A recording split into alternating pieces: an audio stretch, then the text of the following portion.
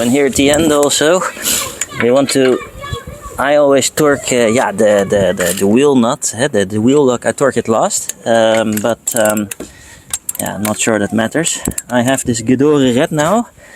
I'm on my third tire change or fourth. I keep on forgetting, but yeah, I really like how it operates. It's very stable, a very satisfying sound, and with this precision click. So yeah, and like this I just know because it's calibrated and has a certificate and is from a good German brand. I know that I haven't bought something cheap that is not accurate, and I really like it. Let me know what type of torque wrench you use.